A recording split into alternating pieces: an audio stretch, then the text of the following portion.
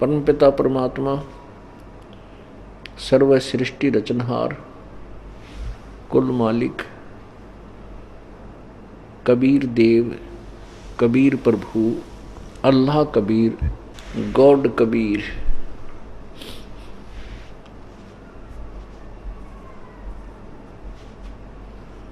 अपने सतलोक को त्याग कर अपने सत्यलोक से चलकर इस काल के लोक में आते हैं,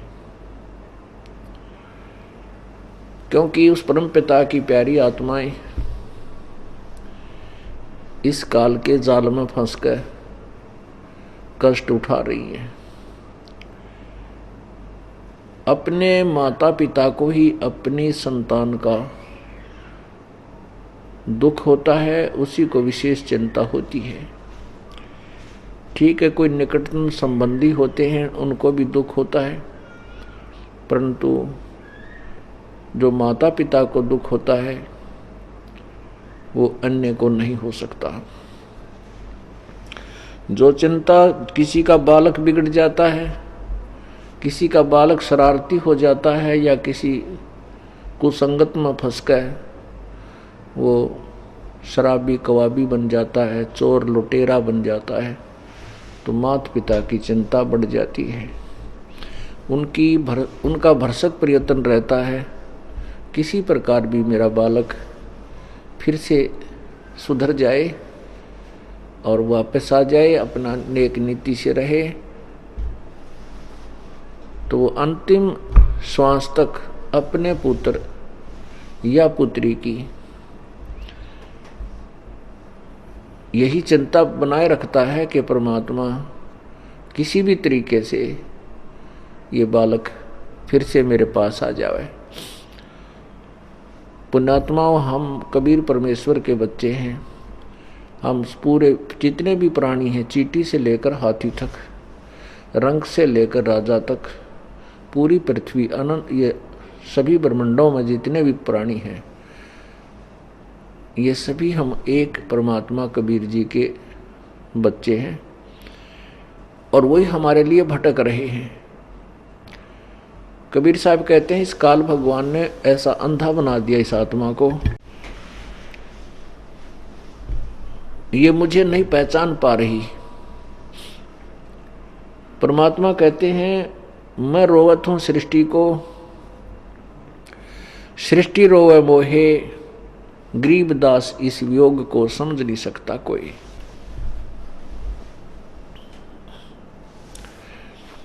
परमात्मा कहते हैं कि गोता मारूं स्वर्ग में और जा बैठूं पाताल, कह कबीर मैं ढूंढता फिरूं अपने हीरे मोती लाल। प्यारी आत्माओं, परमेश्वर कबीर जी हमसे भी दुखी हैं। क्यों दुखी हैं? क्योंकि उसके बच्चे इस काल के जाल में फंस गए।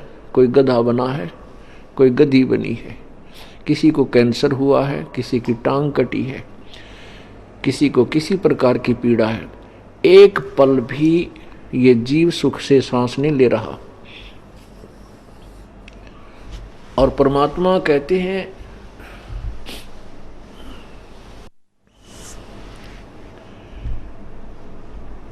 परमात्मा आकर बताते हैं कि जिस सुख को तू सुख मान रहा है, ये भोले प्राणी, ये सुख नहीं है। किसी के पास संतान है, जिसके पास संतान नहीं है, वो नो सोचा है कि संतान वाला बहुत सुखी, भगवान मुझे भी एक संतान दे दे। और जिसके पास संतान है तो उसके पास धन नहीं है, तो यूं सोचा है परमात्मा धनवान सुखी, मेरे पास कुछ संपत्ति हो जाए तो मेरा भी ठीक काम चल जाए, मैं सुखी हो जाऊं। पुण्यात्माओं, जिसके पास ये माया है उसकी स्थिति से आप परिचित हो जाइए। कभी कोई मित्र हो, कोई रिश्तेदार हो, उसके अंदर गहराई से जाइए। उसको सौंपने में भी सुख नहीं है जिसके पास संपत्ति और माया है। या तो कोई घर में बीमारी, या कोई फैक्ट्री या कंपनी में कोई ऐसा सिरदर्द पैदा रहेगा, रात में भी टेबलेट लेकर सोना पड़ेगा उसको, नींद की। और अन्य प्राणियों को, जो गरीब, जो दारिद्र हैं, जिनके पास धन नहीं है, उसको वो बहुत सुखी नजर आता है, क्योंकि बड़ी बड़ी कार के अंदर चल रहा है, हेलीकॉप्टरों में चलता है। अब सेठ ये सोचता है कि राजा लोग सुखी होंगे, क्योंकि जो अच्छे सेठ हैं, बड़ी फैक्ट्रियों के मालिक हैं, फिर वो राजनीति में हिस्सा लेते हैं इसी दृष्टिकोण से कि ये राजनेता और ये मंत्री, मुख्यमंत्री, प्रधानमंत्री बड़े सुखी होंगे, ये सुख है, ये सुखी हैं। यदि उसको उस संपत्ति और धन में सुख होता तो आगे कदम उठाने की जरूरत नहीं थी उसको। और मंत्री और मुख्यमंत्री, प्रधानमंत्री, ये महादुखी होते हैं, इनको सुख नाम की चीज नहीं है। परमात्मा यही बताना चाहते हैं। अब जैसे एक परिवार का छोटा सा मुखिया, छोटे से परिवार का मुखिया यानी पिता, 5-7 या जितने भी 4 सदस्य घर के होते हैं, उन्हीं की व्यवस्था करने में वो कितना परेशान रहता है। किसी का कोई बीमार हो गया, किसी की शादी आ गई, किसी का छूत, किसी का दूसर है, को मकान बनाना है, किसी का देना है, किसी का लेना है।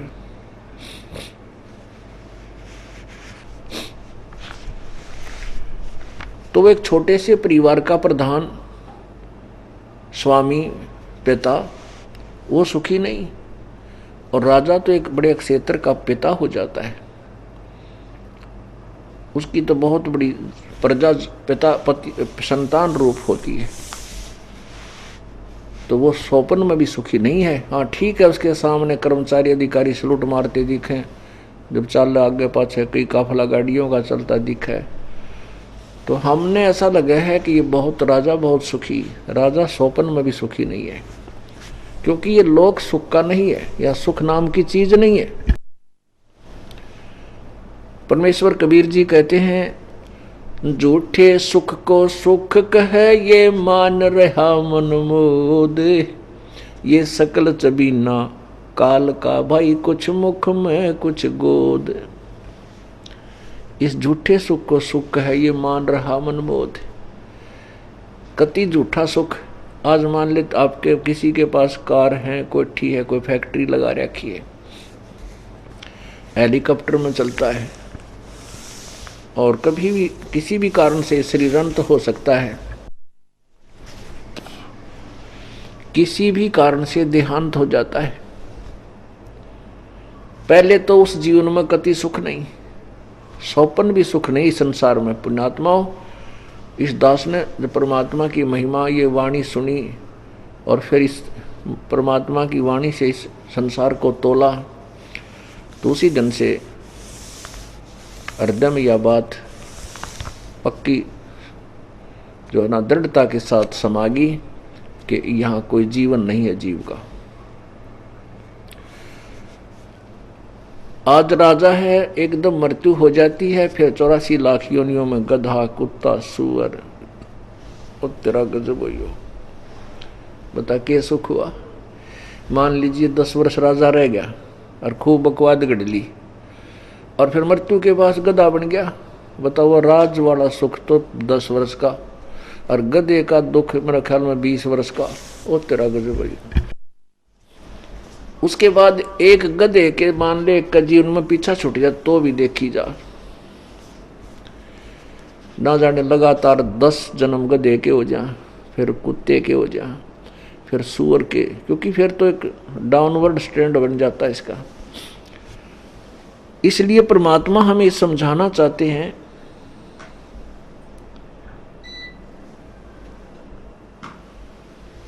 कि यहां कोई भी सुखी नहीं है। इस झूठे सुख को सुख है ये मान रहा मन मोद, ये सकल चबीना काल का, कुछ मुख में कुछ गोद है। जैसे आप कल के सत्संग में सुना था आपने, परमात्मा कहते हैं कि ये काल जो है 1 लाख मानव शरीरधारी प्राणियों को नित्य खाता है और 1.25 लाख जीव मनुष्य उत्पन्न करता है।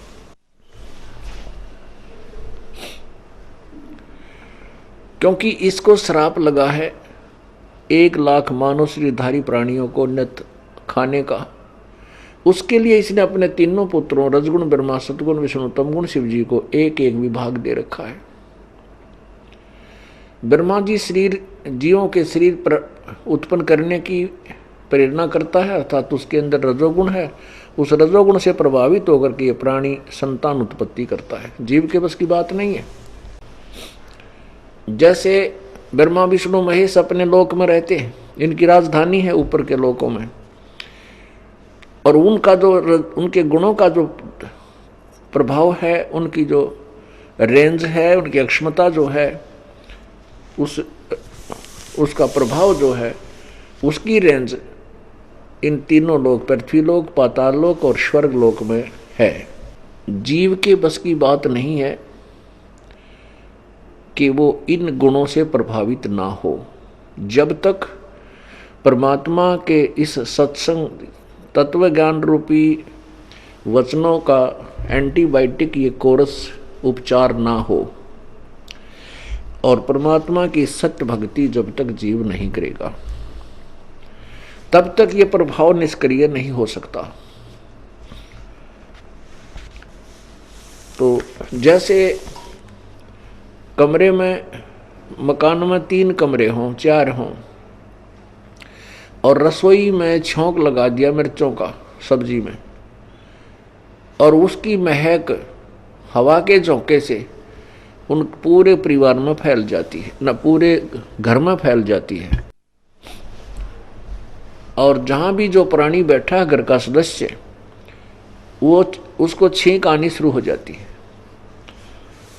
अब उसके बस की बात नहीं वो छींकों को रोक सके।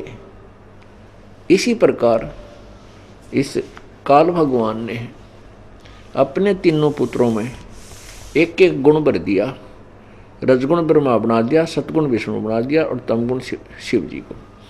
इन तीनों की रेंज, इन तीनों का जो प्रभाव है और उनका जो अक्षमता है, उनकी रेंज है, इन तीनों लोकों में अपना पूरा काम कर रही है, जिसके प्रभाव से प्राणी संतान उत्पत्ति करता है।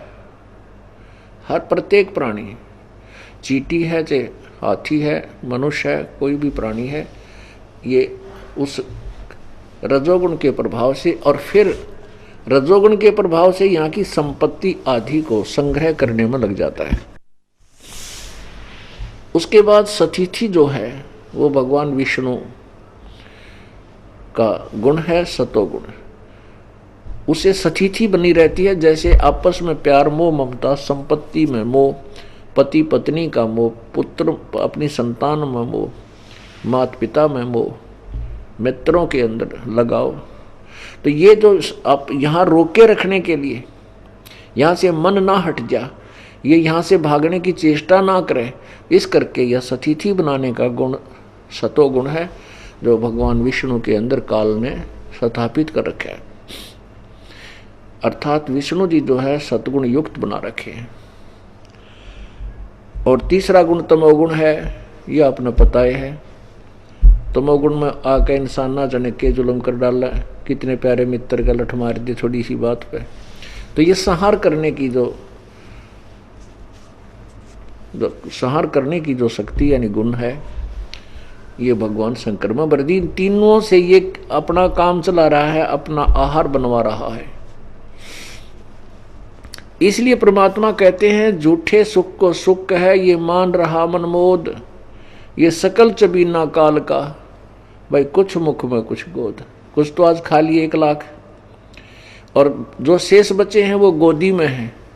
गोदी का मीन है उनको पाल पोस रहा है और फिर समय आने पर उनको खा लेगा।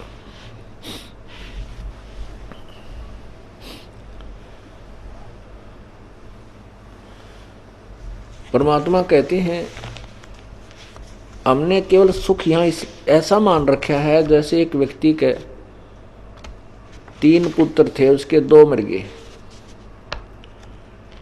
एक व्यक्ति के 3 पुत्र थे, उसका 1 पुत्र मर गया, उसकी एक की मृत्यु हो गई। एक व्यक्ति का 1 ही पुत्र था, उस 1 की ही मृत्यु हो गई। अब जिसके 3 पुत्र थे और 2 की मृत्यु हो गई, उसको किसी ने समझाया, जैसे किसी के यहाँ मृत्यु हो जाती है, बहुत से कुल के लोग, मित्र, रिलेटिव आकर के उसको सांत्वना देते हैं। तो वहाँ बातें चलती हैं, कहते हैं भाई ये तो आप देखो, आपके तो एक तो बच गया, 2 लड़के मर गए। उस अमुक व्यक्ति का 1 ही बेटा था और 20-22 वर्ष का होकर के वो मर गया। भाई यहाँ तो एक से एक दुखी है। तो जिसके 2 बेटे मर गए थे, मृत्यु हो गई थी 2 बेटों की, 1 शेष था, उसने अपने दुख को हल्का कर लिया कि चोखा है भगवान, मेरे तो 1 तो बच गया, उस बेचारे का 1 भी नहीं बचा। यानी उसको उसके दुख से तुलना कर नहीं, बेटा यानी अपना जो साथ पुत्र, बेटी है या बेटा, पति है या पत्नी, जिसके साथ हम रहते हैं, तो बहुत गणाव है, टक्कर मार कर रोना पड़ता है। तो वो सुख मान लिया उस दुख को ही। पुण्यात्माओं, परमात्मा हमें जो बताना चाहता है, परमात्मा जहां हमारी बुद्धि को उठा करके सेट करना चाहता है, वहां करें पार पड़ेगी। ये बातें बढ़ाए काम नहीं चला, क्योंकि आप पहले जो प्रथम बार भक्त आते हैं, किसी का कोई रोग है, किसी का कोई संतान है, किसी के कोई धनवान नहीं है, निर्धन है, वो चाहता है मैं सुखी हो जाऊं, मेरा ऐसे हो जाए, मैं जो है अपना गुजारा कर सकूं। पुण्यात्माओं, परमात्मा सबसे पहले तो आपको जो आपके ऊपर आपत्ति है उसका निवारण करेगा। वो अपने कोटे से करेगा प्रथम, क्योंकि आपका सुख नहीं है, आपके भाग्य में नहीं है, आपके प्रारब्ध में वो सुख नहीं है, जिसकी वो वस्तु नहीं है जिसकी आपको अभाव है। तो पहले तो भगवान आपको वो वस्तु देगा, जैसे धन नहीं है तो आपको इसी बरकत करनी शुरू कर देगा, जो सच्चिद मंत्र लग गया, आपकी आत्मा खुश हो जाएगी और ऐसे सुख देगा कि आप सोच नहीं सकते। आप जो है ना गदगद हो जाओगे, ओहो ऐसा हो गया। तो फिर आपकी आस्था बनेगी, आपकी उमंग बनेगी, अब सत्संग में चलेंगे, आप 100 काम छोड़कर भी यहाँ आओगे। क्यों आओगे? क्योंकि आप वहाँ घर पर सारा दिन चीचड़ बने रहा करते, धंधा भी करते रहते हैं और लूट खसोट भी कर लेते, मन में खोट भी रखते थे, तो भी बरकत ना हुई। और अब परमात्मा के चरणों में आने से, क्योंकि यहाँ आने से फिर आपके पुण्य प्रारंभ हो जाते हैं। सत्संग में आने से, संत के दर्शन करने से, जहाँ से आप चले हो यहाँ तक आने का परमात्मा ने कहा 1 कदम का फल कितना है, 1 यज्ञ के तुल्य है। राजा लोग यज्ञ करा करते थे, करोड़ों रुपए, लाखों रुपए खर्च हो जाते थे 1 यज्ञ में, 1 समय के अनुष्ठान में। और परमात्मा ने कितनी आसान यज्ञ बता दी कि संत मिलन को चालिए तज माया अभिमान, और जो कदम आगे रखे 100 यज्ञ समान। देखो, केवल यहां आने मात्र से लाभ नहीं है, यहां केवल आने मात्र से लाभ नहीं है, इसमें और भी एक वचन कहा प्रभु ने, संत मिलन को चालिए तज माया अभिमान। और फिर जो यहां आएगा, माया को, अपने किसी भी प्रकार का जो आपके अंदर घमंड है, अभिमान है, उसको त्याग दे और फिर यहां आओ एक बालक बनकर। जैसे विद्यालय में बच्चा जाता है, चाहे प्रधानमंत्री का हो, वहाँ वो स्टूडेंट ही होता है। और वो अपने आप को विद्यार्थी ही मानता है, तभी वो पढ़ सकता है। यदि वहाँ प्रधानमंत्री का बेटा मान का है और वहाँ उन पर डांट मारे, टीचरों ने भी धमकावे, तो वो पढ़ नहीं सकता, वो फेल होगा और उसकी दुर्गति हो जाएगी। ऐसे ही आप जी, जैसे डॉक्टर, किसी को भयंकर रोग हो गया और चाहे वो कितना बड़ा सेठ है, कितना बड़ा अधिकारी है, उसको डॉक्टर कह देते हैं, जैसे पहले वो प्राइवेट अपने पर्सनल डॉक्टरों से ट्रीटमेंट कराता है, वो फिर रेफ़र कर देते हैं कि आप वहाँ जाइए, वहाँ टेस्ट कराइए, हमारे पास इंस्ट्रूमेंट नहीं है। उसका अर्थ वो समझ जाता है कि तेरी बात बिगड़ ली, और वो डॉक्टर लोग भी कह देते हैं कि वहाँ जाइए, क्योंकि वो भी डॉक्टर MBBS हैं, अच्छे हैं, जो पहले सब ट्रीटमेंट उसका कर रहे थे और उसको लाभ हो रहा था। अब वो मना कर रहे हैं तो वो भी समझ जाता है कि बात बिगड़ चुकी है। फिर वो उस बड़े हॉस्पिटल में जाता है, वहाँ डॉक्टर लोगों की नज़र जो है ना, हर क्रिया पर उसकी नज़र रहती है। डॉक्टर लोग उसकी हर क्रिया को चेक करके देखते हैं, शरीर के बॉडी के अंग को, फिर आपस में बातें करते हैं, उसका नज़र रहती है कि ये क्या बात कर रहे हैं। फिर वो कहते हैं कि जाइए आप ये टेस्ट कराइए, उठ के चल पड़ता है। उस समय ये नहीं सोचता कि मैं कितना बड़ा सेठ हूँ या मैं बड़ा अधिकारी हूँ, उस समय वो अपने आप को एक रोगी समझता है और उसको अपनी मृत्यु स्पष्ट दिखाई देती है। तो उसको जहाँ लेटने को कहा जाता है वो तुरंत लेट जाता है, जो भी वस्त्र निकालने को कहा जाता है वो निकाल देता है। उस समय उसमें कोई नखरा नहीं होता। ठीक इसी प्रकार जब आप सत्संग में आते हो, आपके अंदर किसी प्रकार का भी नखरा नहीं होना चाहिए। आप एक ऐसे हॉस्पिटल में आए हो कि आपके जन्म मरण का रोग, जो दीर्घ रोग है, ये कटेगा, और आपके अन्य जो साधारण रोग हैं, संतान और संपत्ति और शारीरिक कष्ट, आध्यात्मिक कोई क्रियाएं जो के कारण जो दुखी है, तीन ताप, ये भी आपके साथ में कटेंगे। एक और होता है, एक ध्यान रखना इन बातों को जो दास आपको बता रहा है, ये टू दी पॉइंट बातें हैं। परमात्मा की प्राप्ति में ये आपके बिल्कुल 100% सहयोगी हैं, और एक भी नियम का पालन नहीं करोगे, उतनी कमजोरी आप पर रह जाएगी। जैसे आपने उपदेश प्राप्त कर लिया, उपदेश प्राप्त कर लिया तो फिर परमात्मा, उपदेश का अर्थ हो गया कि आपने इस हॉस्पिटल में अपना जो है प्रवेश पा लिया, आप एडमिट हो गए इसमें। अब डॉक्टर ने देखना आपके रोग को किस प्रकार से सेट करना है। यदि ऑपरेशन करना पड़ेगा तो ऑपरेशन करेगा, यदि वैसे कोई इंजेक्शन या टेबलेट से काम चलेगा तो उसका ट्रीटमेंट ऐसे करेगा।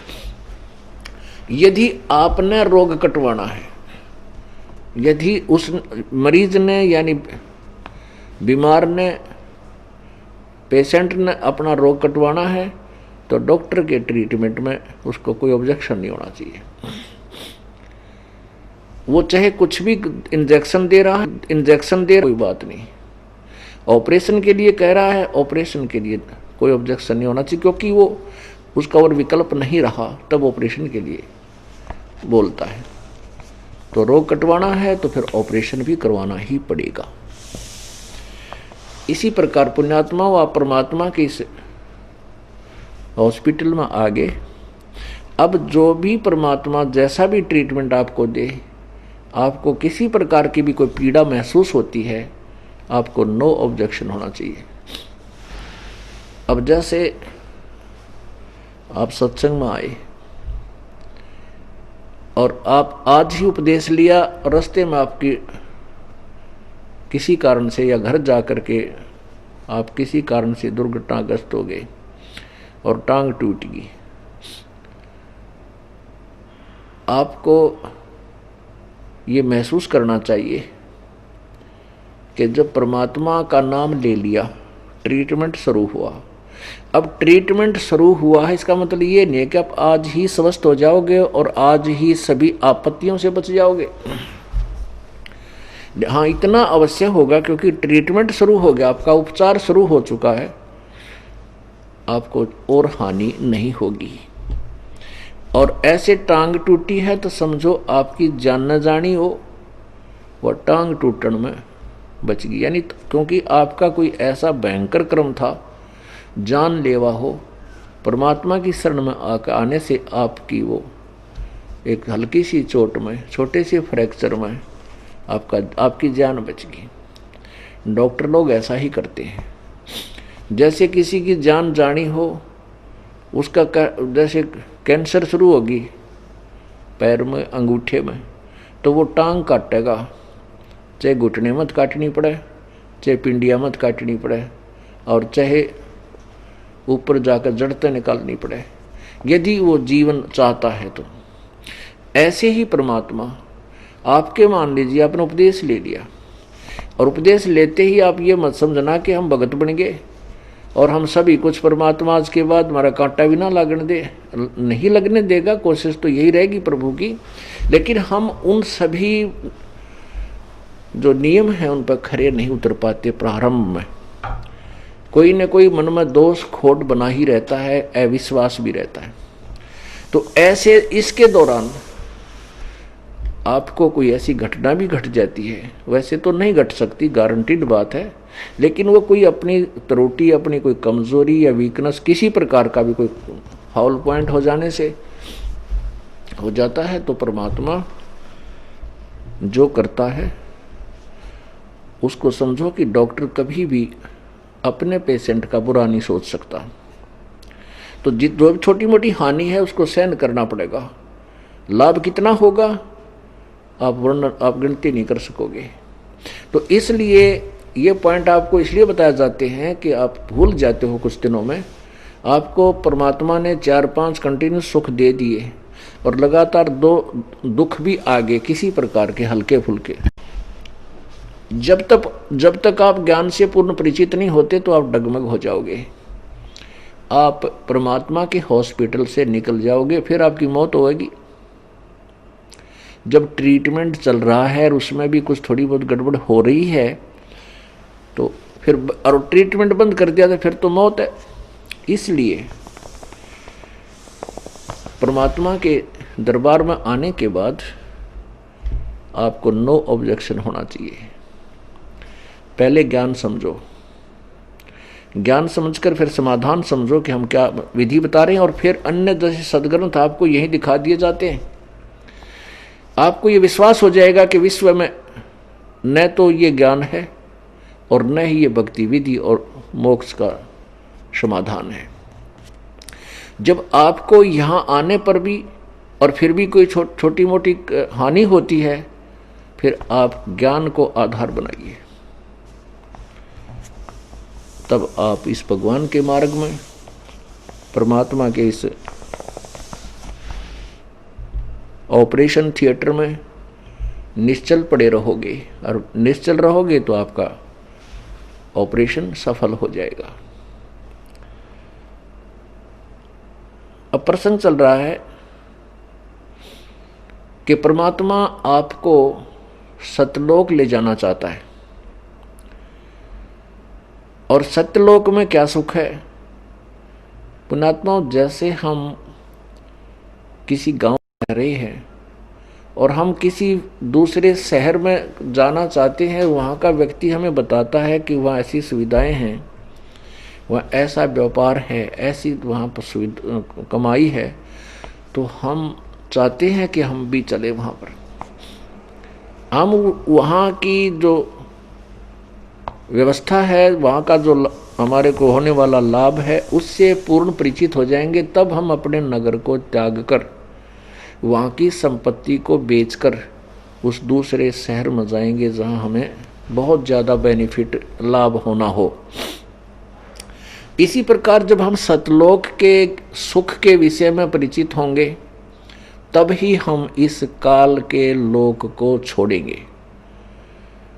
इसलिए बार बार आपको बताया जाता है कि यहाँ कोई सुख नाम की चीज़ नहीं है। तुम इसको सुख मानते हो। किसी का जिसका संतान नहीं है वो संतान से ही मानता है कि भगवान मेरा एक बालक हो जा, मैं भी सुखी हो जाऊं। जिनका संतान है उनने पूछ ले वो कैसे सुखी हैं। यहाँ आपको कम से कम 200 केस, 200 नहीं बल्कि 1000 ऐसे केस दिखा दूं जो कह बेटा पीटे बने, बुढ़िया कहे वो तेरा गजब हुई है, माँ का बेटा हाथ उठा दे उसको, तो एक राक्षस पैदा हो गया उसके। तो ऐसे बहुत घने दुखी हैं इस प्रकार से। लेकिन हम पूर्ण परमात्मा के सत्यलोक के सुख से अपरिचित हैं। अब पुण्यात्माओं,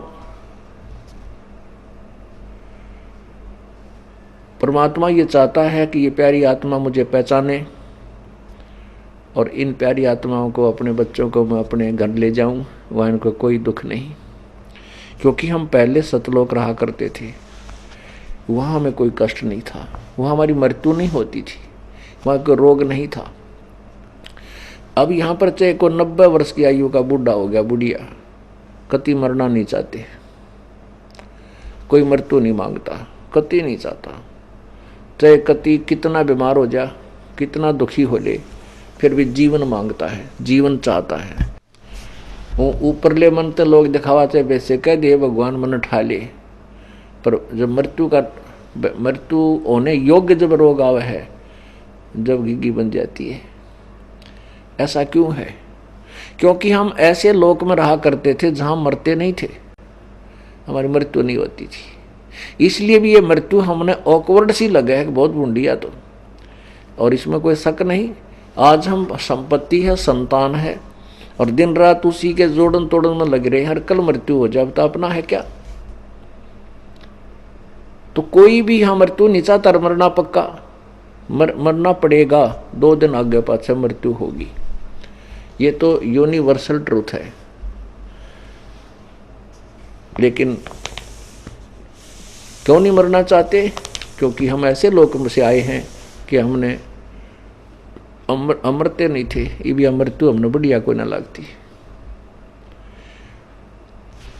कितनी उम्र का आदमी हो जाए ना सोचा, और जैसे 90 वर्ष का हो गया तो यूँ सोचा है, ये विचार करता है कि 100 वर्ष तक तो जीवन बना ही रहता है। अब कोई 100 वर्ष भी पूरे कर चुका है तो यूँ सुना है कि पहले तो 150 वर्ष जी जाया करते थे, जीवित रहते थे, और तेरा गजब। और चाहे ऊपरले मन से यूँ कहें जाए भगवान मन उठा ले। एक बुढ़िया बीमार होगी और वो प्रतिदिन नो करे भगवान की तुम्हारे गया मन ठावा भी कोई ना, हे मेरे नाम का तो भगवान और आवेगा, मन न ठाओगा, मेरी मृत्यु होगी। एक पोता था शरारती सा, वो अपने दूसरे भाई ने कहने लगा आज दादी की परीक्षा लेते हैं। अब क्यों करें, अब मैं बताऊंगा। रात के समय अपना काला ऊपर काला हाथ मुंह कर लिया और 9 बांध लिए सींग से लकड़ी के, को सींग ठा लिया कि तो बाहर तेने कम्मा, और ऊपर का नो डाठा मार लिया, और हाथ में एक लंबा चमटा लठ ले लिया। नो बोला बुढ़िया हो ले त्यार, आज तेरी मौत आ गई है। बुढ़िया नो कहे ए मन मन मन बख्श दे, तन मैं पाई ठाण दे, और देख ले को अगर मौत है, वो तेरा गजब हुई है। तब वो छोरा ने मुँह खोल दिया और दूसरा भाई बुला लिया, देख दादी ड्रामा कर रही थी। फिर वो लगी लड़ रे ढेड़ तने फूक दूँ, मैं तुम्हें कह रही थी मैं डरू मरण तय, पहले तुरंत गेर बदल गई बुढ़िया। तो पुण्यात्माओं, यहाँ कोई मरना नहीं चाहता और मरना पक्का होगा। तो ऐसा क्यों है? क्योंकि हम ऐसे लोग से आए हैं जहाँ हमारी मृत्यु नहीं हुआ करती, वहाँ हमारा अजर अमर शरीर होगा, अजर, जिसमें बुढ़ापा नहीं आता।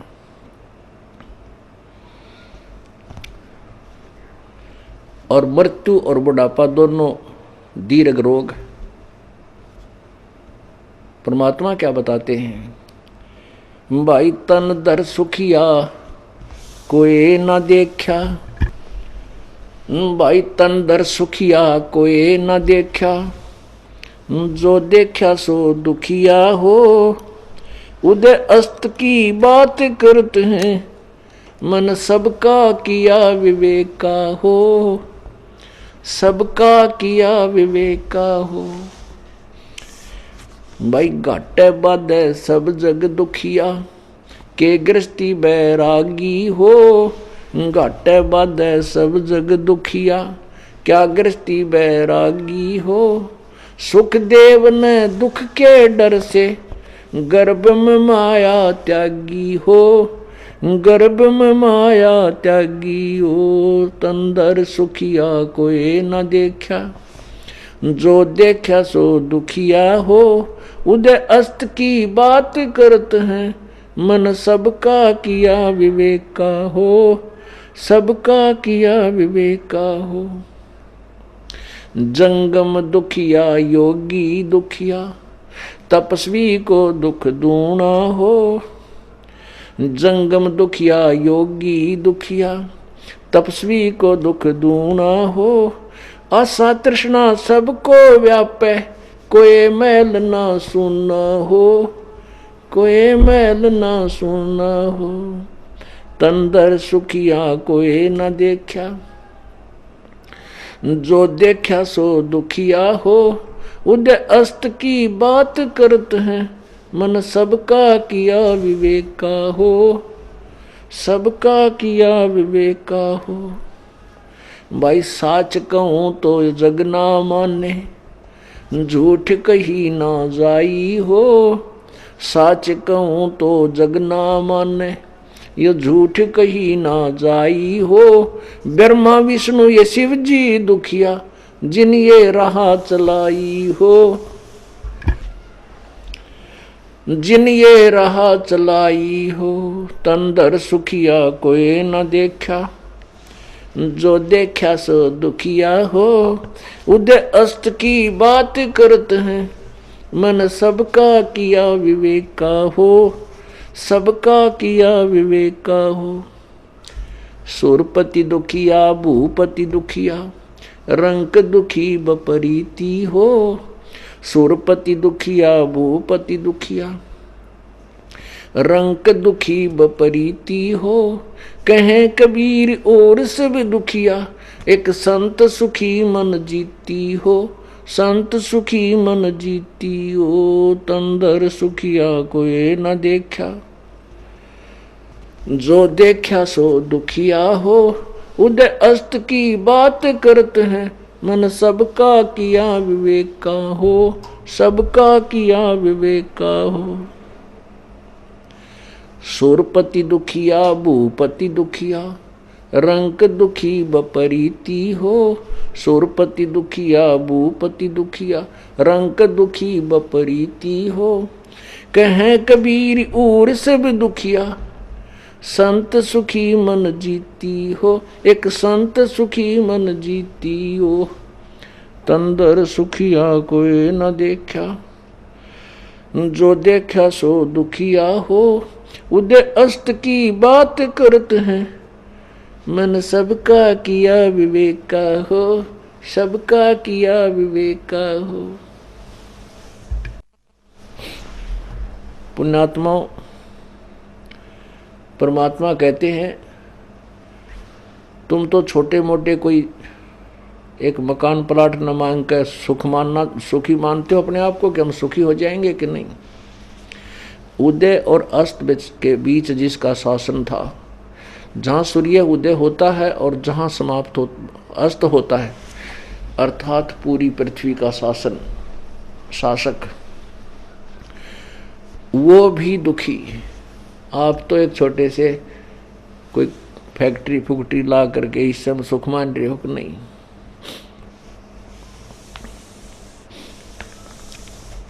एक दिन एक पेपर में, अखबार समाचार पत्र में एक न्यूज़ थी, समाचार था कि एक बहुत बड़ा सेठ था इसी हिंदुस्तान का, और फिर वो एक अच्छा राजनेता भी था। अपने ही हेलीकॉप्टर में चला जा रहा था, उसके साथ 5-7 और उसके सहयोगी कर्मचारी और उसके साथी थे। वो उस हेलीकॉप्टर एक्सीडेंट हो गया, क्रश हो गया, और उसी में वो 8 के 8 मर गए। उस गांव में अब वो भूत बने हुए हैं। वो राजनेता जो बड़ा सेठ था फिर राजनेता भी बन गया, वो भूत बने हुए हैं। और वहीं पर उनका एक इतना वो गांव वालों को बहुत परेशान करने लगे।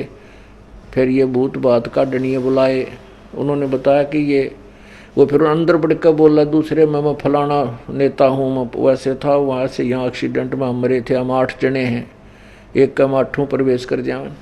कहते हैं उनका फिर वहाँ एक स्थान बना रखा है, 8 के 8 इतनी वो बना कर इनके महल 5-5 ईंट ला के वो बनाए हुए हैं। वो दिखा रखे थे पेपर में और पूरा विवरण दिया हुआ था।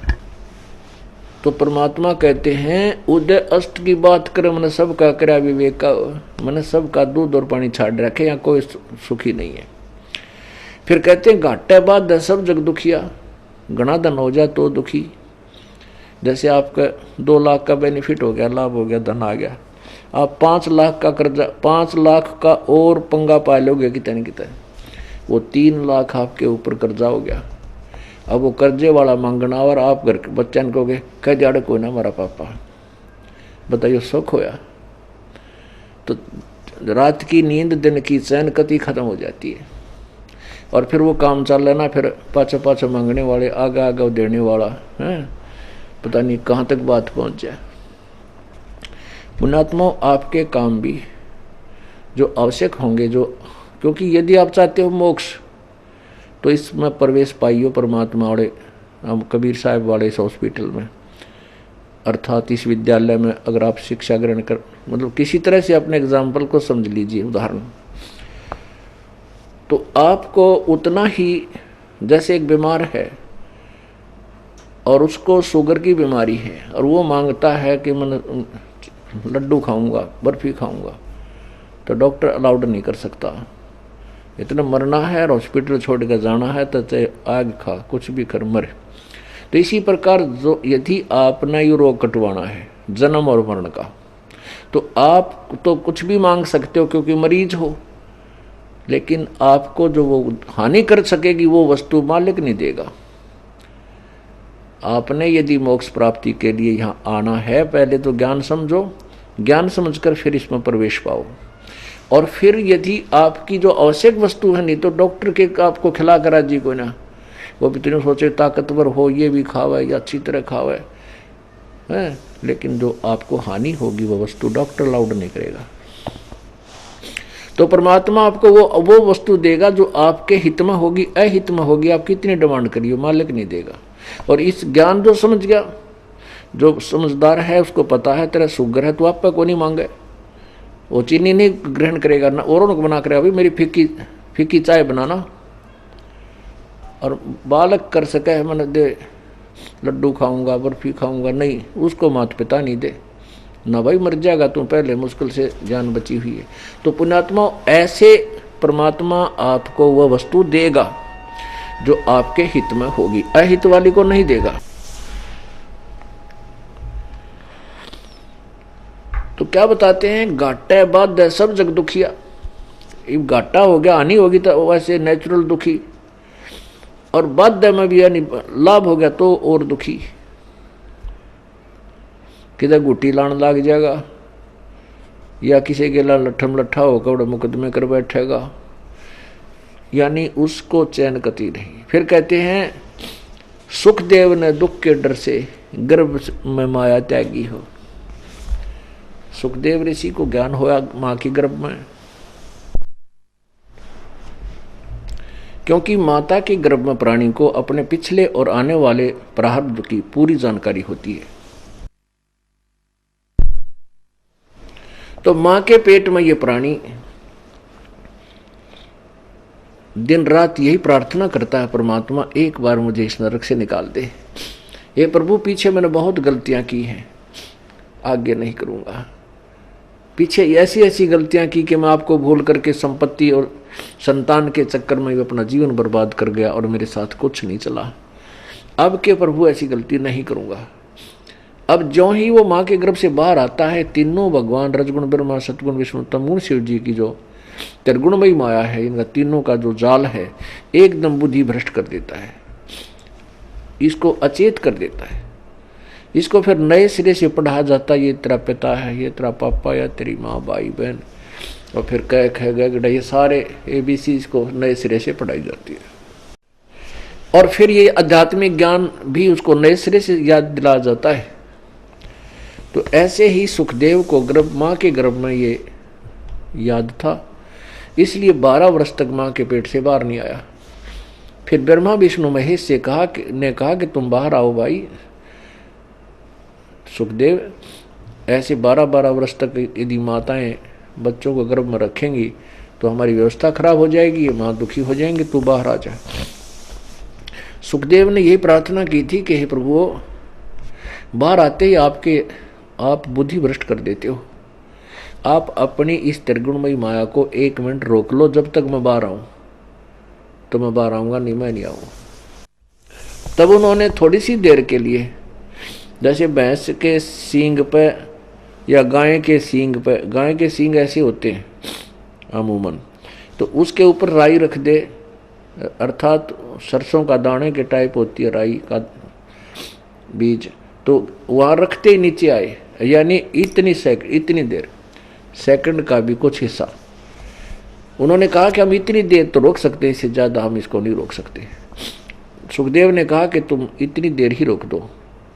उसी समय वो बाहर आया, उसको चेतना बनी रही और भक्ति में लग गया। तो कहते हैं सुखदेव ने दुख के डर से गर्भ में माया त्यागी हो। फिर बताते हैं जंगम दुखिया, योगी दुखिया, तपस्वी को दुख दूना हो। आशा तृष्णा सबको व्यापे, कोई मैल ना सुना हो। ये जंगम, शेख, सेवड़े, योगी। अब जैसे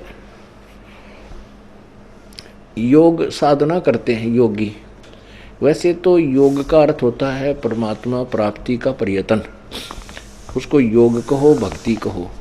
लेकिन हमने योग एक ऐसा रूटीन बन गया कि जो शारीरिक क्रियाओं के लिए हम क्रिया करते हैं, शारीरिक स्वास्थ्य के लिए प्राकृतिक क्रियाएं करते हैं, योग आसन, हम उसी को योगी कहने लगे। तो वो योगी दुखी, क्योंकि योग करने से, योगासन करना पाप नहीं कर सकते हैं, लेकिन केवल योग करने से मोक्ष नहीं, क्योंकि वो तो शारीरिक स्वास्थ्य में सहयोगी है, लेकिन मोक्ष तो नाम से होगा, भक्ति के करने से होगा। फिर कहते हैं तपस्वी को दुख दूना हो। अब तपस्वी पहले तो अपने शरीर को फूके, शरीर को पीड़ा देकर तप करता है, फिर अगले जन्म में वो राजा बन जाता है।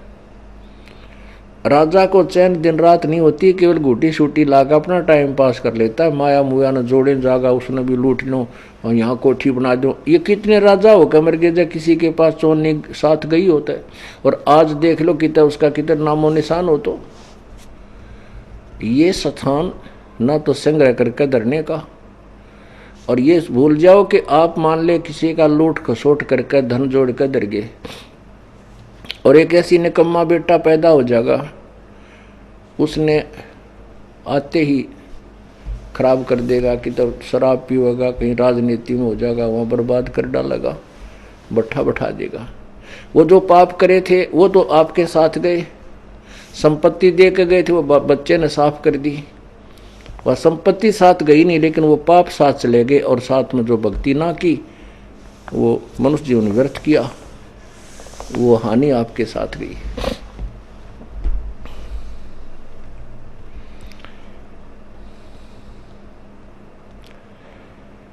अब कहते हैं साच कहूं तो जग ना माने, झूठ कही ना जाई हो।